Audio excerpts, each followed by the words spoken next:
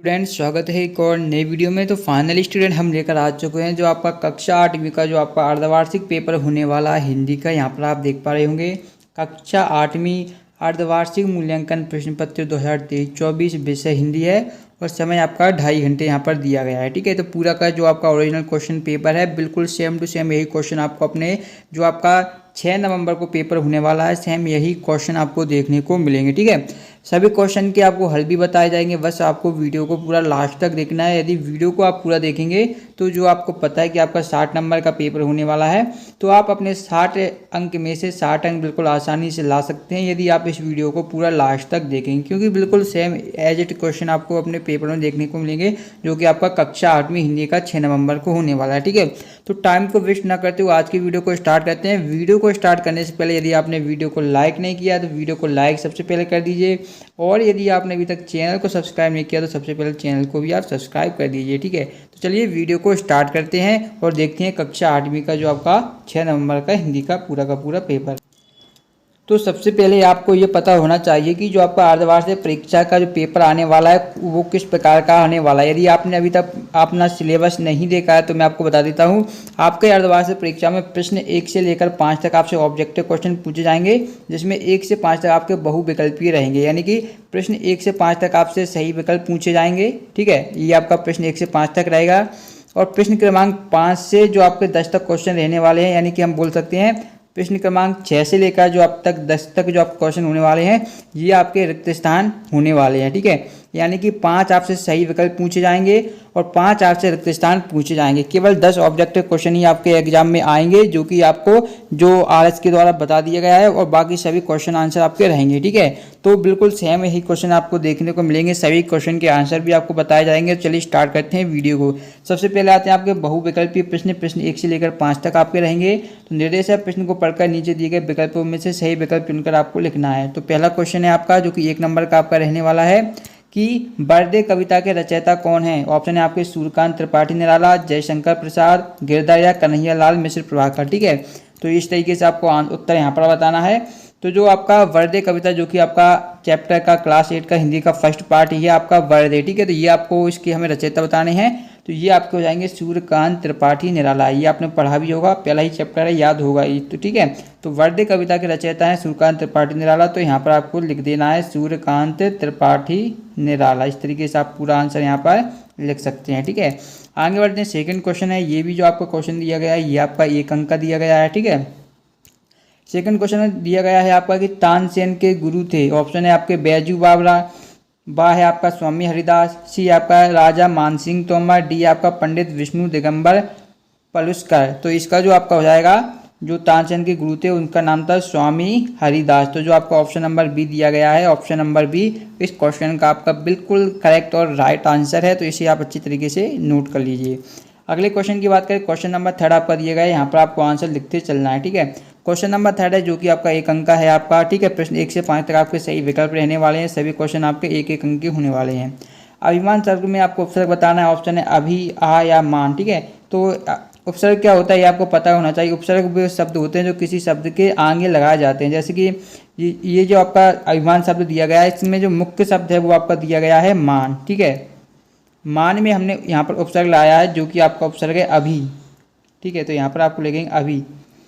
तो अभी हमने उपसर्ग लगाया तो ये पूरा हमारा शब्द जो बन गया वो बन गया हमारा अभिमान। लेकिन जो मेन शब्द है वो आपका मान है, जबकि अभी क्या इसकी उपसर्ग है। ठीक है, तो उपसर्ग किस शब्द के आगे लगाए जाते हैं, तो इसका जो आपका आंसर हो जाएगा वो आपका हो जाएगा ऑप्शन नंबर ए जो कि आपका हो जाएगा अभी। ठीक है, तो अभिमान का उपसर्ग आपका अभी हो जाएगा। तो ये आप देख सकते हैं। अगला क्वेश्चन है चौथा क्वेश्चन जो भी कि आपका 1 नंबर का है, 1 अंक इसका भी रहने वाला है। तो प्रश्न 4 में पूछा गया है तुलसीदास की भक्ति निम्नलिखित में से किस भाव की है। तुलसीदास जी की भक्ति बतानी है हमें किस भाव की है। पहला ऑप्शन है आपका सखा भाव की है, बा ऑप्शन है आपकी दास भाव की है, सी ऑप्शन है आपका मित्र भाव की है, या डी ऑप्शन है आपकी गुरु भाव की है। ठीक है, बहुत ही सिंपल क्वेश्चन है, सरल क्वेश्चन है और वेरी आईएमपी क्वेश्चन है ये। ठीक है, तो तुलसीदास जी की जो भाव बताने किस भाव की है, तो तुलसीदास की जो भक्ति थी वो दास भाव की थी। तो आपको ऑप्शन नंबर 12 में दिख रहा होगा दास। तो इस तरीके से इस क्वेश्चन का आपका आंसर हो जाएगा दास भाव की थी तुलसीदास जी की भक्ति। ठीक है, अगले क्वेश्चन की बात करें तो 5वां क्वेश्चन दिया गया है जो कि आपका होने वाला है 1 नंबर का। यहाँ पर आप देख पा रहे होंगे, इसमें दिया गया है आपको धुआंधार प्रपात किस नदी के जल के गिरने से बनता है, यानी जो धुआंधार जलप्रपात है जो कि मध्य प्रदेश में होता है, तो ये किस नदी पर के जल के गिरने से बनता है? क्या वो नर्मदा नदी है, या वो गंगा है, या आपकी यमुना है, या आपकी ताप्ती है? तो आप सभी लोग जानते होंगे जो धुआंधार जलप्रपात बनता है वो नर्मदा नदी पर बनता है। तो ये आपका आंसर हो जाएगा ऑप्शन नंबर ए, नर्मदा नदी। तो यहाँ पर आपको लिख देना इस जगह पे नर्मदा, ठीक है। ऑप्शन भी लिख सकते हैं आपको इस तरीके से, ए ऑप्शन लिखकर आपको ये आंसर यहाँ पर लिख देना है, ठीक है। तो ये हो जाएगा। आप देखिए 5 जो आपके सही विकल्प आपके आने वाले थे, तो 5 मैंने आपको सही विकल्प बता दिए हैं, ठीक है। अब प्रश्न 6 से लेकर 10 तक आपके रिक्त स्थान आएंगे आपके एग्जाम में, तो अब रिक्त स्थान हम देखते हैं, ठीक है। तो देखिएगा रिक्त स्थान आपका पहला दिया गया है, रिक्त स्थानों की पूर्ति करनी है, ठीक है। प्रश्न 5 से 10 तक आपके क्या रहेंगे, रिक्त स्थान रहेंगे। तो पहला आपका दिया गया है कि जिस समाज में कला का स्थान नहीं वह खाली स्थान हो जाता है। तो ये आपका 1 अंक का क्वेश्चन है। तो जिस समाज में कला का स्थान नहीं होता वह कैसा हो जाता है समाज, वो समाज कैसा हो जाता है, प्राणहीन हो जाता है, प्राणहीन। इस क्वेश्चन का आंसर मैं आपको बता रहा हूँ, जिस समाज में कला का स्थान नहीं वह समाज कैसा हो जाता है, वह प्राणहीन हो जाता है। पहले का आपका आंसर हो जाएगा प्राणहीन, ठीक है।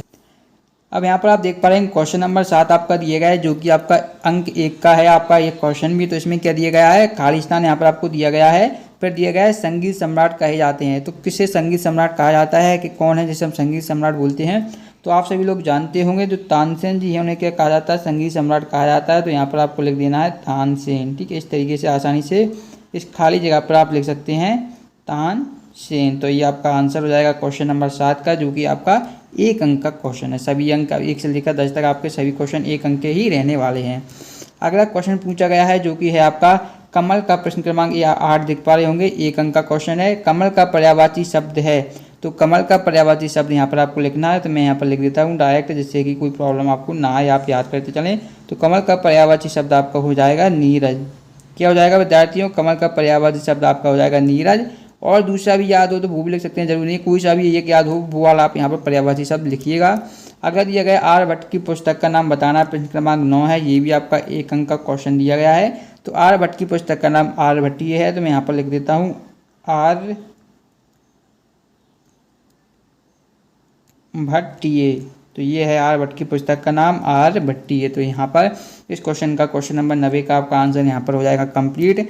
अगला क्वेश्चन देखिए क्वेश्चन नंबर 10। तो क्वेश्चन नंबर 10 आप यहाँ पर देख पा रहे होंगे, ये है आपका क्वेश्चन नंबर 10।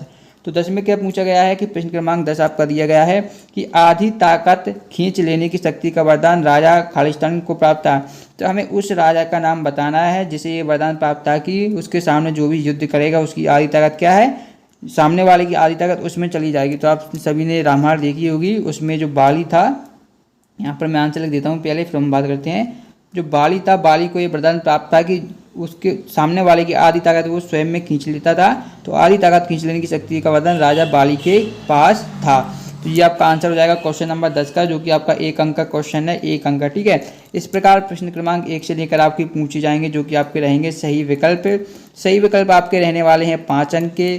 प्रश्न क्रमांक 6 से लेकर 10 तक आपकी रहने वाले हैं रिक्त स्थान, और ये रिक्त स्थान भी आपके 5 अंक के रहने वाले हैं, यानी कि 10 अंक के आपके ऑब्जेक्टिव आने वाले हैं, ठीक है। तो ये जो हमारी वीडियो थी, ये वीडियो पार्ट 1 थी, जिसमें से मैंने आपको 10 ऑब्जेक्टिव क्वेश्चन बता दी हैं। तो इनको आपको पहले याद कर लेना है, ठीक है। नेक्स्ट जो आगे के 2 अंक के 3 अंक के जो क्वेश्चन आने वाले हैं, उसके लिए हम वीडियो नंबर पार्ट 2 लाएंगे, वीडियो नंबर 2। तो इस वीडियो को सबसे पहले अधिक से अधिक दोस्तों के साथ शेयर कीजिएगा। वीडियो नंबर 2 बहुत जल्द आने वाली है। वीडियो नंबर 2 आप तभी देख पाएंगे जब आप क्या है चैनल को सब्सक्राइब करके रखेंगे।